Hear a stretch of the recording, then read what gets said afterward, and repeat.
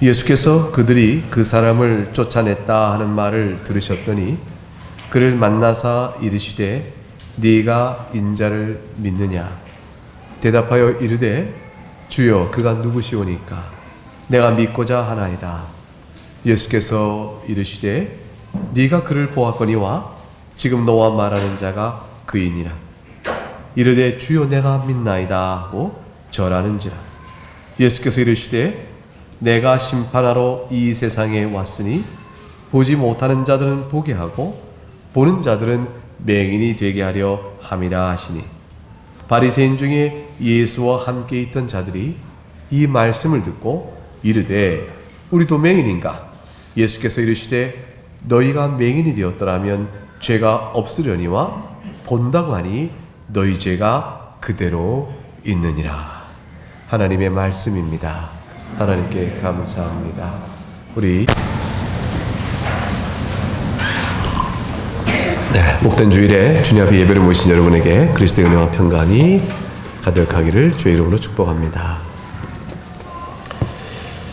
예수님께서 나면서 맹인된 자를 눈뜨게 하셨는데 이 맹인은 그 일로 인해서 큰 어려움을 당합니다. 그것은 뭐냐면 자기가 부인할 수 없는 한 가지 경험, 간증, 고백을 했기 때문입니다.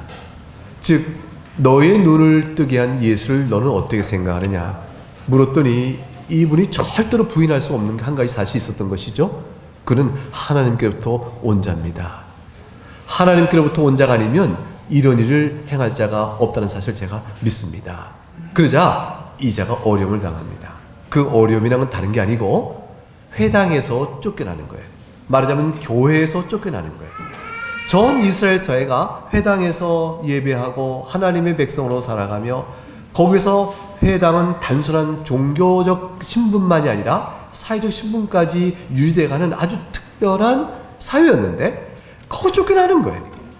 쫓겨난다는 것은 영적으로 죽은 자와 같은 것이에요. 일종의 사망 선고를 받은 것이죠. 출교를 당한 거죠.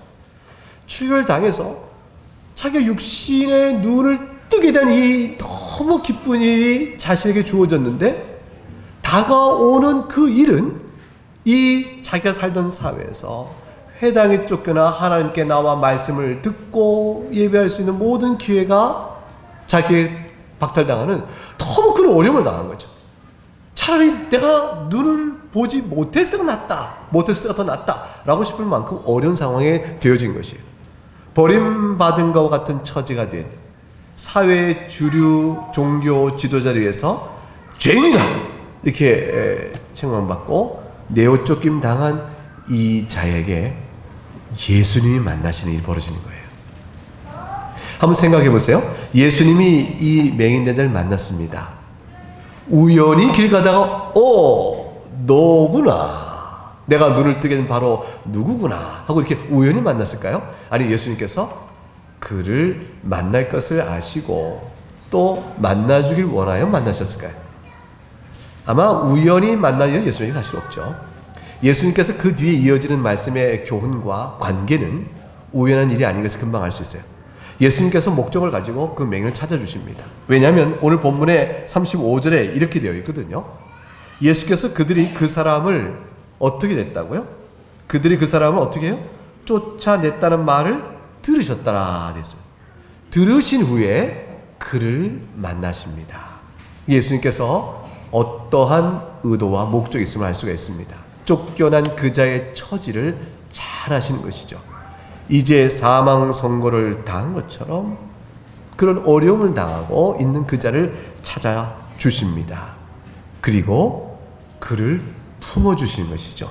왜냐하면 그 다음 이어지는 말이 그를 만나사 이르시되 네가 인자를 믿느냐 이렇게 물으신 내용과 이어지는 흐름은 예수님께서 회당에 쫓겨난 그자가 사실은 유대인의 관점에서는 죽은 자가 되어버린 졌지만 예수님이 보실 때 도리어 그가 산 자임을, 그가 생명 가진 자임을 일깨워주고 그것을 주시려고 만나 주시는 거예요.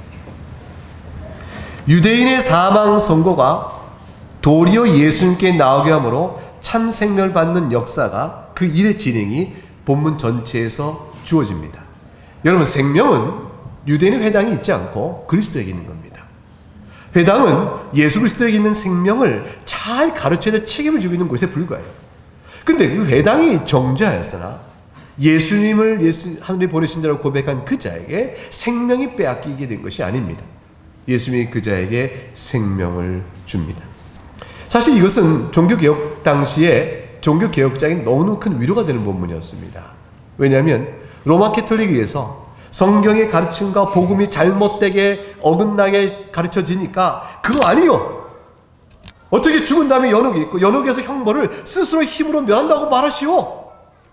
우리의 모든 죄로 인한 형벌은 그리스도께서 십자가에 다 갚아주셨으니 인간이 이 땅에서 선행을 하여 자기가 범한 죄에 대한 형벌을 갚아갈 것은 없소. 우리가 받는 그리스도의 은혜의 구원이라는 것은 우리의 죄에 대한 책임과 그 죄에 대한 책임 외에 받을 형벌마저도 예수님께 다 갚아준 것을 말하는 것이요, 전적으로 믿음으로 예수 그리스도를 믿음으로 우리가 그 은혜를 받아 누리는 것이니 이 땅에 죽은 다음에 연옥이 없고 이 땅에 죽은 다음에 바로 낙원으로 가게 되는 것이요. 이것이 성경적 은혜의 구원이요 복음인데 어째 그렇게 가르치는 것이요 라고 종교개혁자들은 로마 캐톨릭의 잘못된 교리에 대해 비판을 했죠. 이 비판은 지금도 유효합니다. 이 땅에 살면서 자기가 범한 죄에 대한 형벌을 자기가 선행을 통하여 자기 벌을 갚아나가야 되는 그 일들, 자기가 선행이 부족하여 일체의 자기 형벌을 갚지 못하면 연옥에서 벌을 받음으로 그것을 갚아야 하는 이 처지, 이 모든 처지는 성경적 구원론과 은혜와 일치하지 않는다라는 사실을 알게 됐어요. 이제 종교학자는 말합니다. 그렇지 않다. 교황은 그리스도의 교회의 머리가 아니다. 모든 사제들에게 있어서는 특별한 신분으로서의 그들에게 죄사할 권세가 있는 것이 아니다. 우리에게는 오직 성경뿐이요 교회가 가져간 잘못된 전통은 성경적 권위에 따라 조정을 하고 통제를 받아야 되지 교회의 전통이 성경과 방불하는 권위를 갖는 것은 아니다. 이렇게 말씀을 바로 가르치기 시작했습니다. 결국 로마 캐톨릭 교회에서 쫓겨났죠. 추방됐죠. 그래서 개신교가 생긴 것이. 그래서 우리가 알고 있는 개신교의 다양한 루터교니 장로교니 하는 분파에 따라서 로마 캐톨릭 구별되는 종교개혁의 후에요 우리가 있게 된 것입니다. 종교학자들은 이 말씀이 분명합니다. 회당에서 쫓겨났으나 그리스도를 만난 맹인에게 생명이 빼앗긴 것이 아니다. 우리가 로마 캐톨릭부터 내어 쫓기나 그리스도를 참되게 말씀을 통해 만나니 우리에게 영적 구원과 생명이 도리어 확고하다. 그러니 세상에서 쫓김을 받고 세상에서 배척을 받아서 내 인생이 망하게 되었구나, 내가 사회로부터 비참한 자가 되었다 라고 슬피 울 때 인생의 절망과 허망과 낙심과 상처 가운데 괴로워하다가 그리스도의 복음의 빛을 받고 그리스도에 나온다면 세상에서 추방된 것이 그리스도에서 생명 얻는 것으로 인하여 도리어 복이 된 것이 되어지죠. 많은 분들이 예수님 믿게 되는 경우에 있어서 사회적으로 세상에서 상실당하고 박탈되어지고 망해서 온 사람들 많아요. 사회에서 승승장구 뭔가 성공을 하다가 그 일에 정신과 마음을 다 빼앗기고 집요한 성공적인 욕구 때문에 자기 마음과 눈길을 하나님께 두지 못한 채 살다가 그 모든 것들이 허망하며 정욕에 의한 것이요 결국 자기 영혼을 피폐케 한 사실을 실질적으로 경험하는 일을 당하게 될 때 비로소 하나님을 찾는 일이 있어서 나오게 된 데서 허다히 있다면 그런 자들은 반대로 보면 세상에 쫓김을 받았으나 그리스도 앞에 나오게 됐으니 도리어 복이 된 것이죠. 남에서 맹인된 자는 회당에 쫓겨납니다. 딱 한 가지 이유 때문이에요. 예수 그리스도께서 하나님께 보내신 자라는 굳은 확신을 포기하지 않았기 때문이죠. 그러나 그가 버림당해서 내어 쫓겼을 때 그 자의 낙심과 두려움은 얼마나 클까. 눈은 떴으나 눈 뜬 세상은 자기를 배척하는 것입니다. 근데 주님이 그를 찾아줍니다. 만나주시는 것이에요. 그리고 물으신 겁니다. 물으신 내용은 네가 인자를 믿느냐 하셨습니다. 인자는 네가 인자를 믿느냐 이렇게 묻는 것은 인자란 말 자체는 사람의 아들이죠. 근데 사람의 아들이라는 말은 매우 특별했습니다. 인자라는 것은 메시아와 연관된 단어예요. 메시아 그분이 오실 텐데 그분은 곧 인자일 것이라. 근데 그 인자가 순전히 사람의 아들일 뿐이냐, 아니면 그 인자가 매우 독특한 신분을 가지셔서 하나님의 아들이기도 하신 것인가? 라는 이 질문으로 넘어가게 되면 유대 사회 속의 신학은 혼동 속에 있었습니다. 예, 근데 이제 마태복음 22장을 한번 가보겠습니다. 마태복음 22장.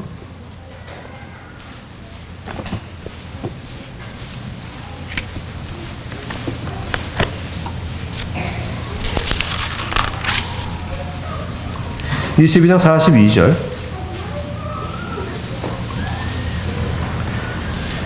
너희는 그리스도에 대하여 어떻게 생각하느냐? 누구의 자손이냐? 대답하되 다윗의 자손이다.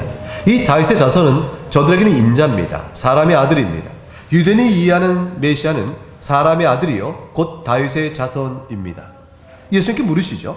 그럼 다윗이 성령에 감동되어 어찌 그리스도를 주라 칭하였느냐? 이게 왜 말하냐면 44절에 나와 있는 것처럼 시편 110편 1절 말씀을 주님이 인용하십니다. 주께서 내 주께 이르시되, 여기서 주께서와 내 주께서 둘 다 하나님을 가리키는 거룩한 칭호예요. 하나님께서 내 하나님에게 이르시되 내가 네 원수를 네 발에 둘 때까지 내 우편에 앉아있으라 하셨도다. 그러면 예수님이 물으신 거죠. 시편 110편 1절을 너희가 알 터인데 이 말씀을 보라. 다윗이 그리스도를 자신의 후손이라면 어찌 주라 즉 하나님이라 칭했겠느냐 라고 묻는 겁니다. 그래서 다윗의 후손은 사람의 후손이요 사람의 아들인데 그자가 어떻게 또한 주 곧 하나님의 칭을 받는 하나님일 수 있겠느냐 너희가 알겠느냐 이렇게 물으신 거죠. 그러니까 인자란 말 속에는 메시아와 관련된 인자란 말 속은 유대인들이 생각한 것처럼 단순히 사람의 아들이 아닌 것이죠. 인자란 것은 독특한 신분을 담고 있는 함축적 의미가 있는데 신비로운 의미가 있는데 그것은 사람의 아들이시나 곧 하나님이신 거예요. 그래서 주님은 이런 의미를 갖고 저자에게 물으신 겁니다. 네가 인자를 믿느냐? 예수님께서 요한복음에서 특별히 인자라는 말을 많이 쓰세요. 많이 쓰시면서 자신이 사람으로 오셨으나 곧 하나님이신 사실을 아주 여러 가지 형태로 나타내 보이십니다. 우리 요한복음 3장을 한번 가보겠습니다. 요한복음 3장. 요한복음 3장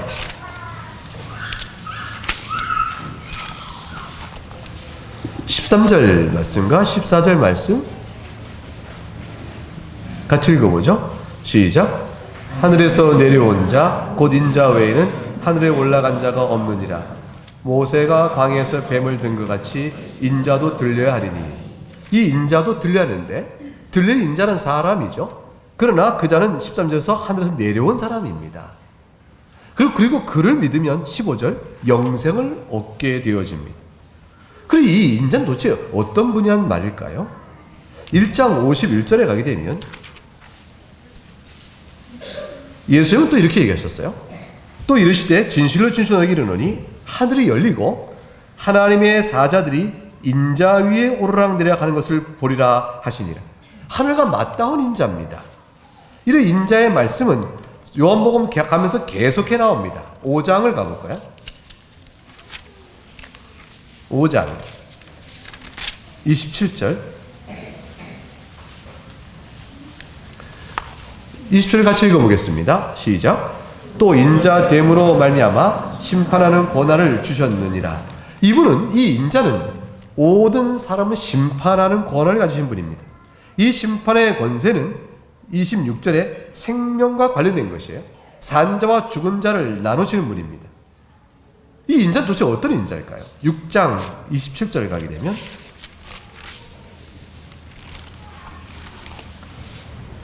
(27절) 같이 읽어봅니다.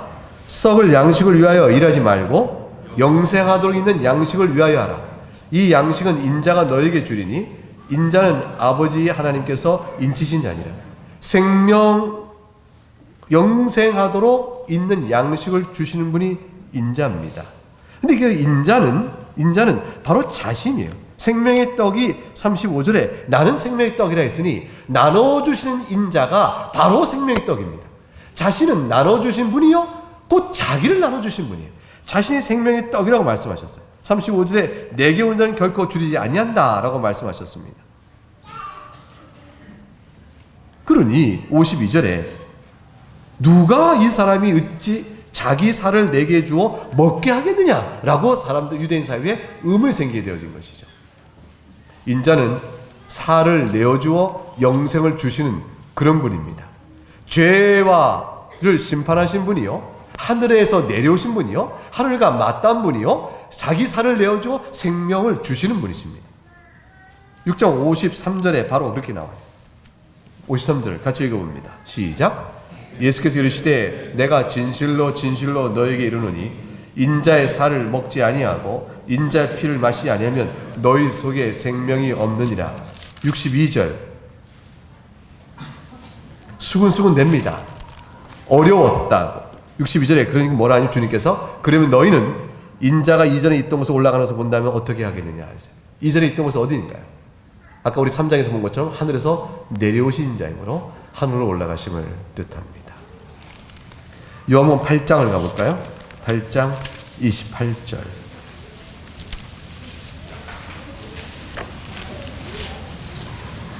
같이 읽어봅니다. 시작. 이에 예수께서 이르시되 너희가 인자를 둔 후에 내가 그인 줄 알고 또 내가 스스로 아무것도 하지 아니하고 오직 아버지께서 가르친 대로 이런 것을 말하는 줄로 아니라. 예수님께서 하나님께서 보내신 자요 하나님 말씀하신 대로 행하는 자요 그것을 예수님이 죽으신 다음에 부활하여 너희가 알게 될 것이라고 말씀하셨습니다. 이런 인자에 관한 말씀은 요한복음에 가득 차 있어요. 그 뒤에 우리가 요한복음 9장을 살피고 있는데 그 뒤에도 나옵니다. 주님은 이 맹인되었다가 눈뜬 자에게 찾아와 출교를 당했죠. 하나님 앞에 예배드리는 일에서 쫓김을 당해서 생명에서 끊어진 자여 빛에서 어둠으로 내어 쫓긴 자 같으나 그 자에게 찾아와 의도적으로 물으시는 것이에요. 네가 인자를 믿느냐. 여지껏 말씀하신 내용의 인자에 관한 그가 바로 참 생명입니다. 그를 믿으면 사는 것입니다. 그거를 믿느냐고 물으신 겁니다. 이렇게 물으실 때는 예수님은 이 맹인되었던 자가 믿을 것, 그가 믿을 준비가 되어 있는 상태인 것을 아셨을까요? 모르셨을까요? 이미 아셨죠. 왜냐하면 저자의 마음속에는 선지자요 하나님께서 보내신 자가 틀림없다고 믿었기 때문에 예수님께서 말씀하신 내용이 바로 진리요 참이요 생명이라는 굳건한 마음의 확신이 준비된 자였습니다. 주님이 그래서 그 준비된 믿음 위에 물으시는 거죠. 그랬더니 과연 대답이 이렇게 나옵니다. 36절 읽어보겠습니다. 요한복음 9장 36절 시작. 대답하여 이르되 주여 그가 누구시오니까 내가 믿고자 하나이다. 어떻게 믿고자 하나이다 준비가 되었을까요? 주님 제가 믿고자 하나이다. 자신이 믿고자 하는 마음 열림을 그대로 드러내주고 있습니다. 여러분 어떤 이들에게 대화를 나누고 복음을 전할 때 믿고자 한 자와 말해봐라 한번 이런 자가 너무 다르죠. 한번 말해봐라 내가 한번 들어볼게. 그게 무슨 말이 되느냐. 이런 자에게는 아무리 말해도 소용이 없죠. 근데 믿고자 한 자는 듣는 대로 듣습니다. 대개 이제 그 환자 신방을 가서 이제 마지막 이제 임종에 가까운 병에 걸렸 이제 거의 의학적으로 살 소망이 없는 자에게 복음을 전하죠. 평생 버텨온 사람이 이제 마지막 순간. 지금에 마저 복음을 거절하면 그 자에겐 다시 복음을 전하고 그 자의 답을 들을 기회가 없는 마지막 순간이죠. 근데 듣는 분이 계세요. 듣기를 원하는 분이 계시고 오래 걸리지 않습니다. 단순해요. 나면서부터 모든 지은 죄, 마음이 불편하여 스스로 구원해 줄 수 없는 우리들에게 하나님이 죄인된 우리들을 사랑하여 그의 아들 보내셨으니 십자가의 죽으심이 우리의 죄값을 사하시는 겁니다. 믿는 자마다 멸망치 않고 영생이 있다 하셨사오니 이 말씀, 이 약속을 받으시면 삽니다. 여지껏 산 인생 속에 있는 모든 죄를 주 앞에 인정하시고 용서를 구하시고 주의 용서의 약속을, 은혜의 구원의 약속을 믿으십시오 라고 하면 받는 분은요 그냥 믿어요. 근데 끝까지 안 믿는 분 제가 여러 번 신방 갔는데 못 봤어요. 하나님은 왜 나를, 지금 왜 나를, 왜 이렇게 나를, 원망과 불평의 마음을 끝까지 못 풀고 끝까지 복을 듣지 않고 세상을 떠나신 것도 봅니다.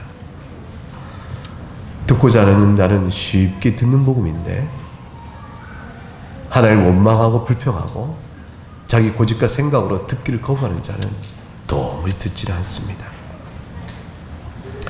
이 맹인던 자는 9장 17절에 너는 그를 어떤 사람이라 하느냐는 질문 앞에 쉽게 얘기합니다. 선지자입니다. 그 바리새인들이 도리어 묻습니다. 당신들도 그의 제자가 되려 하나이까? 라고 되물었습니다.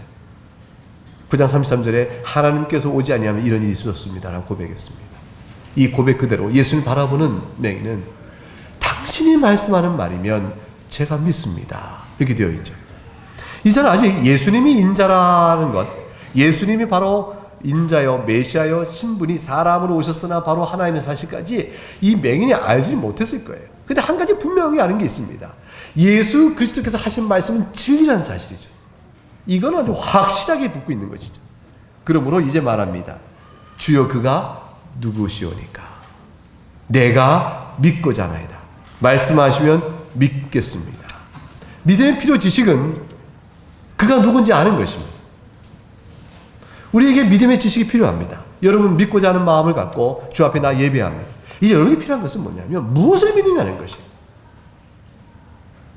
모두가 주 앞에 예배하며 또는 목사에게 구하며 내가 믿나이다. 내가 무엇을 믿어야 합당한지를 말씀하소서.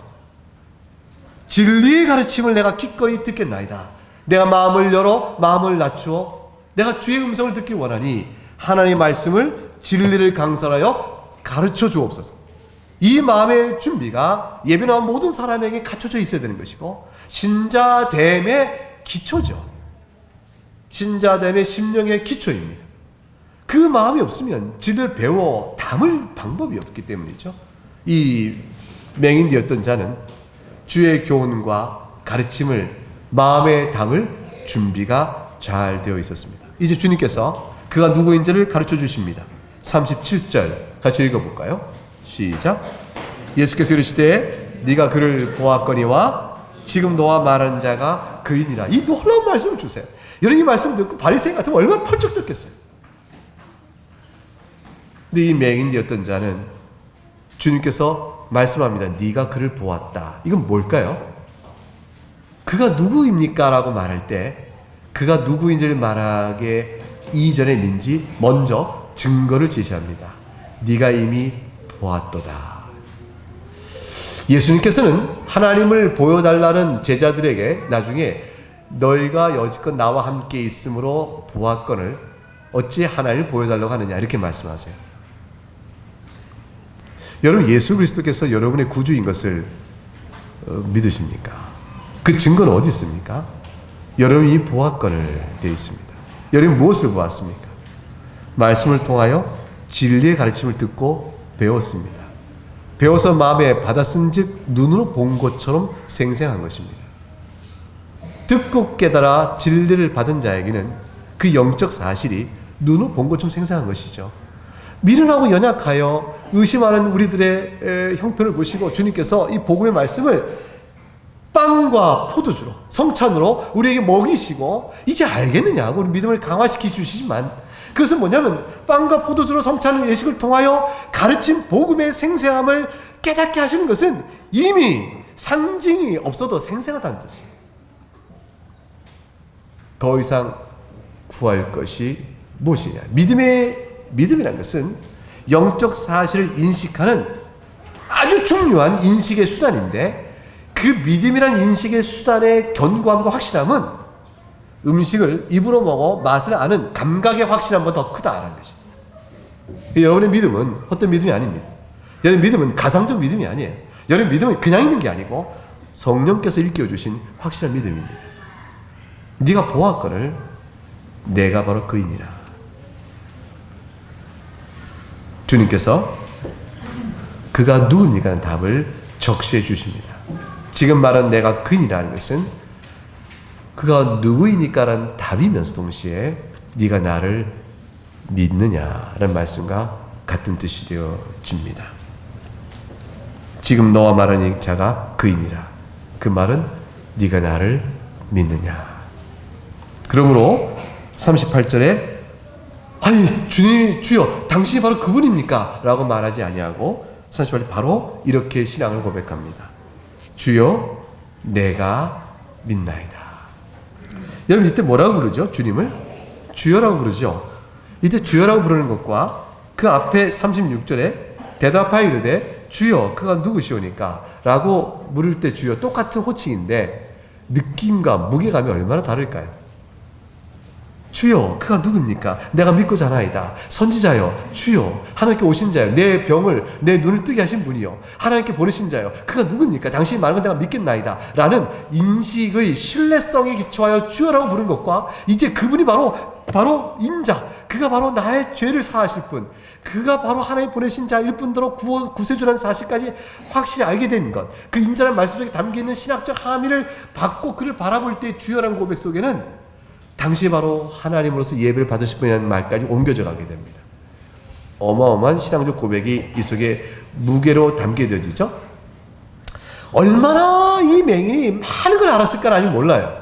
왜냐하면 우리 본문의 대화는 짧은 대화 속에서 예수님이 하늘에서 하늘에서 내려오신 자요 죄를 심판하실 자요 그가 살을 주어 우리를 영생을 주실 바로 그분이요 이 모든 것들을 다 인자란 말씀 함축되어 말씀하셨고 그가 인자를 믿나이라고 말할 때 이 맹인이 되었던 자가 그것까지 다 알았는지는 본문은 다 밝히고 있지 않지만 알았다고 볼 만한 놀라운 행위가 그에게 나타납니다.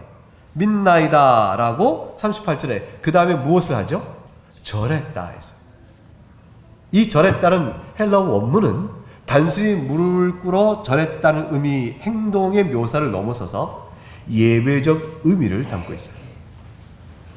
그래서 우리가 하듯 엎드려 절한 것인지 아니면 허리를 굽혀 절한 것인지 그 몸짓에 대한 정확한 묘사는 다 세밀하게 알지 못하지만 이 행동은 하나님께 드릴 예배를 받기에 합당한 자라는 사실의 의미를 담고 절했다 볼 수 있어요. 이 원문적 의미는 단순한 절이 아닙니다. 공경의 몸짓이요 이 공경은 예배의 태도를 함의하는 것이었다 볼 수 있어요. 그러니까 이와 똑같습니다. 10명의 문둥병자 나병 환자를 고쳐주어서 다 낫게 되어진 고쳐주시면서 말씀하시기를 이제 너희가 모세의 제사장께 가서 모세가 정한 예물을 드려라 하고 돌려보냅니다. 그 말을 받고 저들이 믿음으로 돌아갑니다. 돌아가는 도중에 낫습니다. 도중에 낳은 9명의 유대인은 뿔뿔이 흩어져 버리고 자기들에게 회당으로 갈지 모르지만 그 중에 한 사람 사마리아인은 병이 낫자 예수님께로 돌아옵니다. 그리고 예수님께 감사를 드립니다. 그리고 예수님께 엎드려 경배합니다. 그 경배는 예배였습니다. 예수님이 이렇게 말씀하시죠. 열이 나았거늘 하나님께 경배하러 돌아온 자는 너 하나냐? 예수님 물으세요. 그 말은 무엇이에요? 예수님이 예배를 받으신 것입니다.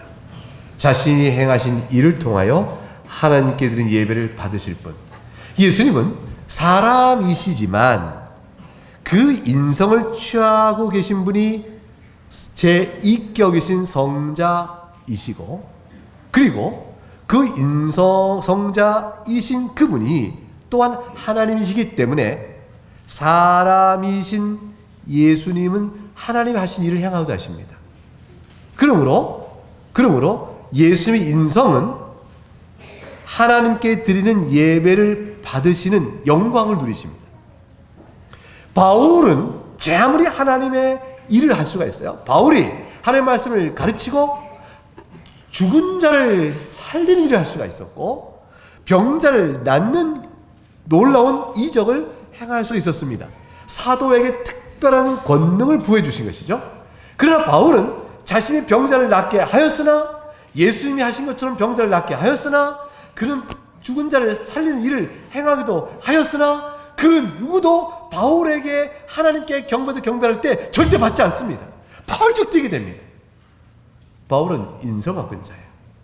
바울의 인성은 하나님께 들 예배를 받을 인성이 아닙니다.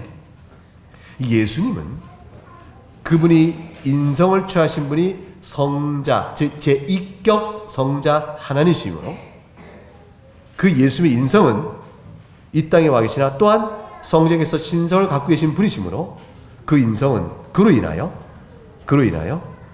하나님께 예배를 받으시는 특별한 영광을 받는 그런 일이 있게 되어집니다. 예수님은 병자에게 인자를 믿느냐 하고 내가 믿나이다 하고 절하니라 할 때 그 예배를 받으실 수 있게 되어집니다. 그걸 받으시면서 이제 주님 39절에 인자됨의 중요한 한 사실을 이렇게 가르쳐 주십니다. 39절을 읽어보겠습니다. 시작. 예수께서 이르시되 내가 심판하러 이 세상에 왔으니 보지 못하는 자는 보게 하고 보는 자들은 맹인되게 하려 하심이라.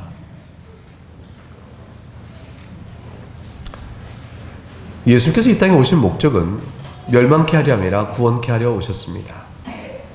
그러나 구원케 하러 오는 복음을 듣지 아니하고 강팍하여 거부하는 자에게는 스스로 은혜를 거절함으로 당하는 멸망이 자초되게 되어집니다.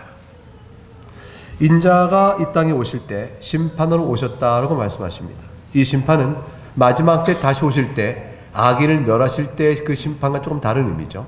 내가 이 땅에 온 것은 세상을 멸하러 온 것이 아니라 구원하러 오셨다 하셨습니다. 다시 말하면 이때 심판은 궁극적으로 죄로 인하여 멸망한 세상 속에 하나님 택한 자들 불러 모아 이 세상의 은혜를 통해서 다시 구원을 회복시키는 일을 하러 오신 것입니다. 이 회복의 은혜의 복음을 잘 듣고 믿으면 삽니다. 이 회복의 은혜, 이 심판하는 말씀에 담겨있는 질서의 회복이요 망가진 질서를 새롭게 하시며 또 죽은 자하고 택한 자를 구원하시는 이 은혜의 회복을 믿고 잘 따르면서 합니다. 이게 복음이에요. 값없이 주는 복음이에요. 근데 그렇지 못하면 형벌의 심판을 자초하게 되는 것이죠. 은혜가 있습니다. 보지 못한 자를 보게 하고 라는 것도 은혜입니다. 은혜의 역사를 베풀어 주세요. 세상에 비치신 그리스도께서 보지 못한 자의 눈을 뜨게 하여 빛을 비춰 주십니다. 여러분은 복음을 듣고 믿는 자입니다. 복음을 듣고 믿는 이 믿음이 어떻게 여러분이 믿게 되어졌고 이제 그래서 그 복음으로 말하면 여러분은 예수 그리스도를 보는 자가 되었습니다. 어떻게 예수님을 보는 자가 되었습니까? 그것은 여러분에게 여러분의 심령의 어둠 속에서 눈을 떠 세상에 비친 그리스도를 볼 수 있는 은혜를 주께서 베푸셨기 때문에 그래요. 눈을 주신 것이죠. 하나님께서 우리 모두를 불쌍히 여기셨습니다. 우리 마음속에 우리 심령 속에 진리를 향하여 더 눈을 뜨고 볼 수 있는 귀와 눈을 열어주셨어요. 이 진리의 말씀을 듣습니다. 너희가 죄인이란 말은 주여 제가 죄인입니다. 너희가 구원에 스스로 구원에 이를 수 없단 말은 주여 내가 그러하오나이다. 내가 무엇으로 나의 죄값을 갚겠습니까? 나에게는 의가 없나이다 고백하는 자가 되게 하시고 소망이 예수 그리스도뿐이라는 말씀 앞에 주여 그러하이다 이걸 다 믿는 자가 되어졌어요. 이게 세상과 구분되는 너무나 다른 사실이잖아요. 이 사실 여러분의 믿음으로 주어지게 된 것은 하나님이 여러분을 사랑하여 베푸신 조명의 은총 때문에요. 중생의 은혜요 그런 자에게 계속 깨우침을 주시는 은혜를 베푸셨기 때문입니다. 그리스도께서는 99마리 양을 우리 산에 두고 기른 양을 찾아 나서시는 분이십니다. 그만큼 길을 잃어 어둠에 있는 자를 반드시 찾아내서라도 눈을 뜨게 하여 진리 빛 가운데 불러내셔서 자신이 모으신 우리 안에 들어오게 하십니다. 우리가 교회에 속하게 된 것은 그런 은혜를 입어오게 된 것이죠. 그런데 예수님이 세상에 빛 대신 이 복음을 아무리 전해도 맹인이 되어져서 듣지 못하는 자가 있어요. 근데 그 자를 주님 뭐라고 하셨냐면 보는 자들은 맹인되게 하시려 했어요. 여기에 주님의 표현에 아이러니가 있습니다. 보는 자들인데 정작 봐야 될 것에 대해서는 못 보는 맹인이 되어버려요. 보지 못하는 자인데 눈을 뜨게 하여 볼 것을 보게 합니다. 자, 보는 자들은 어떤 자들이겠습니까? 주님의 말씀은 단순합니다. 실제로는 진리를 모르는데 자신은 진리를 알고 있다고 착각하고 있는 사람들이에요. 인간의 지식으로 하나님 지식을 없이 여기며 안다고 우쭐대는 사람들입니다. 육신의 지혜로 그리스도 지혜를 없이 여기며 그리스도 지혜가 틀렸다고 말하는 사람들이에요. 따라서 실상 세상의 지혜요, 육신의 지혜요, 진리에 무지하면서도 사실상 본다고 말하며 진리를 갖고 있다고 외치는 사람들이에요. 다 거짓이죠. 그 가운데 갇혀있는 사람. 실제로는 맹인이죠. 그런데 자신들은 본다고 말하니 실제로는 맹인인데, 그러니 주님께서 아무리 진리를 말해도 못 보는 자로 자초하게 되니 스스로 맹인된 신분을 굳건히 하는 것이죠. 맹인된 처지를 굳건히 하는 것입니다. 주님이 맹인되게 한다라는 말의 뜻은 실제로는 보고 있는 사람을 못 보게 막 만드신다는 뜻이 아니에요. 저주한다는 뜻이 아닙니다. 그런 의미에서 화를 기준다는 것이 아니에요. 바른 의미는 이 맹인된 자들, 진리를 모르는데도 자기 안에 있는 스스로 자신 안에 있는 희미한 빛이 있어요. 그게 뭐냐면 사람 마음속에 있는 종교의식이 있거든요. 하나님에 대한 막연한 두려움이 있습니다. 그래서 이 땅에 이렇게 살다 내가 죽으면 안 되겠다. 죽으면 심판 앞에 갈 수 있겠다. 이 허다한 죄를 어찌 내가 이거 그냥 두고 죽겠나. 이런 생각을 갖고 마음의 두려움을 갖고 있는 희미한 음성, 이 희미한 빛됨을 부인하지 않아야 되는 거예요. 이 희미한 빛됨에도 두려워 떨어서 진리를 찾고자 나올 때에 그리스도를 만나면서 살 수도 있습니다. 근데 이런 희미한 빛조차도 억제해버린 사람들이에요. 희미한 빛조차도 거짓된 진리로 무시해버린 자들이에요. 빛을 거부하는 교만한 자들. 그 사악함과 완악함과 배은 망덕 때문에 더욱더 어둠 속으로 깊이 들어가게 됩니다. 자기의 종교의 거짓된 진리의 도그마, 독단에 휘감인 사람은 참 나오기 어려운 것이죠. 자기 교양과 자기 양심과 자기 의로 휘감아진 사람은 참 전도하기 어렵습니다.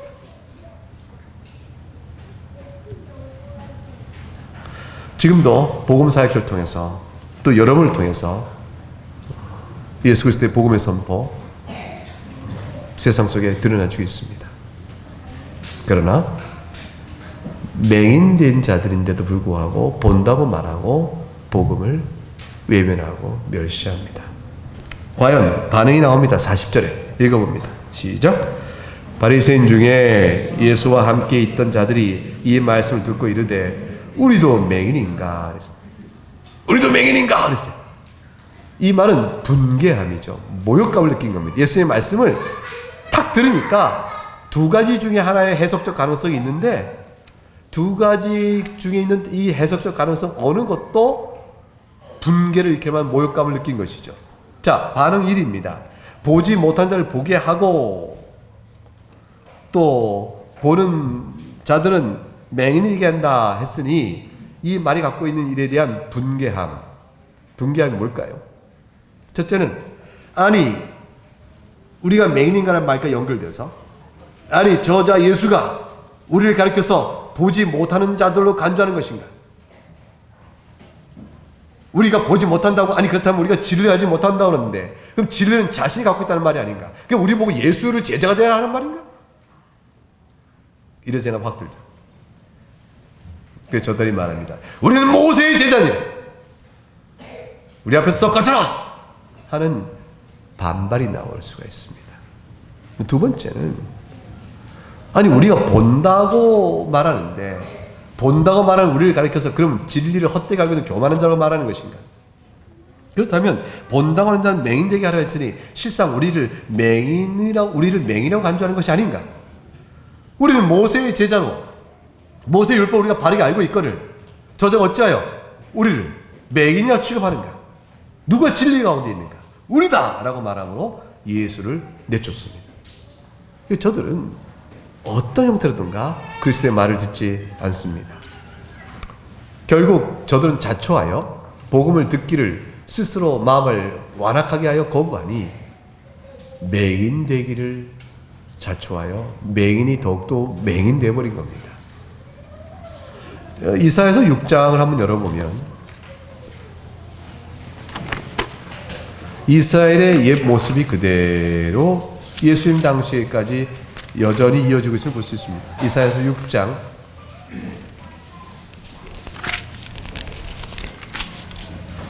974쪽 어간에 있습니다. 9절과 10절 말씀, 974쪽 어간에 있는 9절과 6장 9절과 10절 말씀 같이 읽어보겠습니다. 시작. 여호와께서 이르시되 가서 이 백성에게 이르기를 너희가 듣기는 들어도 깨닫지 못할 것이요 보기는 보아도 알지 못하려 하여 이 백성의 마음을 둔하게 하며 그들의 귀가 막히고 그들의 눈이 감기게 하라. 염려하건대 그들이 마음으로 눈으로도 보고 귀로 듣고 마음으로 깨닫고 다시 돌아와 고침을 받을까 하노라 하시기로. 이 후자의 말씀만 우리말 번역을 보면 주님이 눈도 못 뜨게 하고 귀로도 못 듣고 마음으로 깨닫지 못하게 방해하는 것처럼 보이죠? 그게 아닙니다.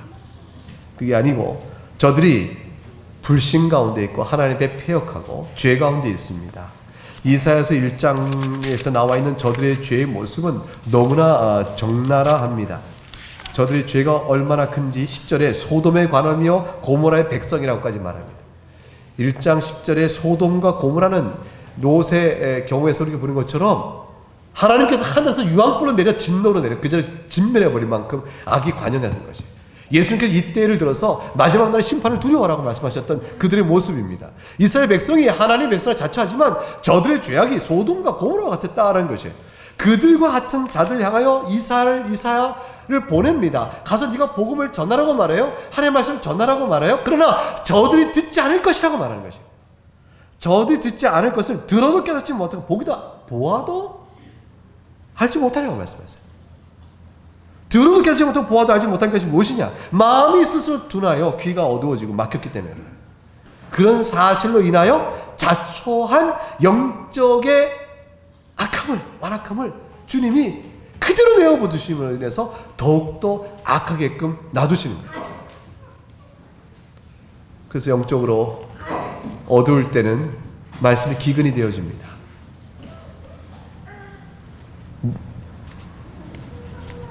물이 없어 먹지 못함이 아니요 말씀의 기근이 말씀이 없어 먹지 못한다 할 만큼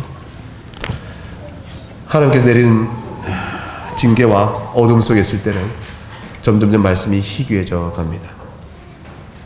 결국 예수님께서 오셔서 직접 구원사를 이루실 이 절정의 시간에도 이스라엘은 말씀이 희귀하여 주의 말씀을 거부했던 겁니다. 41절 마지막 절 읽어보겠습니다. 본문 6장 41절 9장 41절 시작. 예수께서 이르시되 너희가 맹인 되었더라면 죄가 없으려니와 죄 번다고 하니 너희 죄가 그대로 있느니라. 스스로 맹인 되었더라면 스스로 무지를 고백했더라면 우리가 보지 못합니다 라고 말했다면 차라리 빛을 보았을 것이고 빛을 보았으면 인자를 멸시하는 죄를 그만큼 범하지 아니었을 터인데 본다고 하니 너희 죄가 그대로 있느니라. 본다고 하니 너희가 스스로 그리스도의 은혜로 나면서도 맹인된 자가 눈을 뜨는 것처럼 치유받기를 원치 않는 것이죠. 주여 우리를 고치옵소서. 우리 심령을 고쳐주옵소서. 저희를 살려주옵소서라고 너희가 말하지 않았냐니 진리의 빛을 보지 못하고 있는 것이요. 따라 지금 너희가 나를 대하듯 인자를 멸시하고 있는 죄를 범하고 있는 것이니라. 인자를 거부하면 살 길이 없는 겁니다.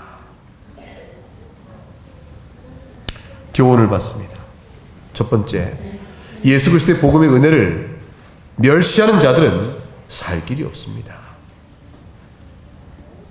두 번째로, 그리스도의 복음은 진정으로 참으로 자신이 맹인이다 라는 사실을 깨닫는 자에게 주어지는 것입니다. 그런 자에게 생명을 주게 됩니다. 세 번째로, 세상과 교회의 차이가 뭐냐 그러면 교회는 세상보다 도덕적으로 우월한 집단이다 그렇게 구분이 안 됩니다. 교회가 세상보다 도덕적으로 우월한 집단이라 한다면 세상보다 못할 때는 교회가 아닌 게 돼버리죠. 교회가 교회됨이 세상보다 도덕적으로 우월하면 참 좋겠습니다. 그래야 될 책임과 부름을 받고 있습니다. 맞습니다. 그게 도리입니다. 그런데 그 도리와 당위적 명령과 요구가 교회 안에서 바르게 실현되지 못할 때가 있기도 한 것입니다. 그러므로 그것은 본질적 잣대는 아닙니다. 교회가 세상과 구분되는 본질적 잣대는 자신의 죄인한 사실을 인정하고 그리스도만이 구원의 길인 줄을 인정하고 그 용서받은 은혜에 감사하며 그리하여 하나님 앞에서 새로운 주신받은 성령의 소욕에 따라 말씀대로 살고자 하는 간절한 고백과 소원을 가지고 사는 사람들인 거예요. 이것은 하나님의 거룩한 성화의 결과의 열매요 진리와 사랑이 있겠지만 그러나 개별적으로 하나하나 교인을 뽑아내서 세상 속에 대해서 이만한 자가 있냐라고 말할 수는 없는 연약한 자들의 모습도 교회 안에 있는 겁니다.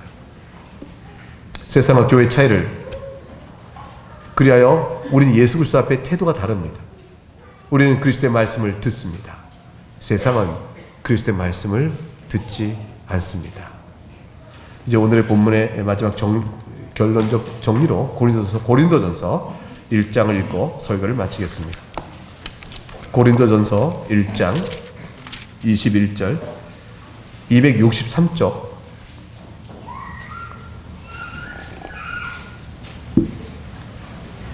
263쪽 어간에 있습니다. 고린도전서 1장 21절에서 25절까지 말씀 한 절씩 나누어 있고 끝을 같이 읽습니다. 21절 하나님의 지혜에 있어서는 이 세상이 자기 지혜로 하나님을 알지 못하므로 하나님께서 전도에 미련한 것으로 믿는 자들을 구원하시기를 기뻐하셨도다. 유대인은 표적을 구하고 헬라인은 지혜를 찾으나 우리는 십자가에 못 박힌 그리스도를 전하니 유대인에게는 거리끼는 것이요 이방인에게는 미련한 것이로되 오직 부르심을 받은 자들에게는 유대인이나 헬라인이나 그리스도는 하나님의 능력이요 하나님의 지혜니라. 하나님의 어리석음이 사람보다 지혜롭고 하나님의 약하심이 사람보다 강하니라. 사랑하는 여러분, 복음은 세상에서 조롱거리입니다. 복음은 세상에 비추어 미련합니다. 따라서 교회는 세상에 비추볼 때 어리석은 집단이에요.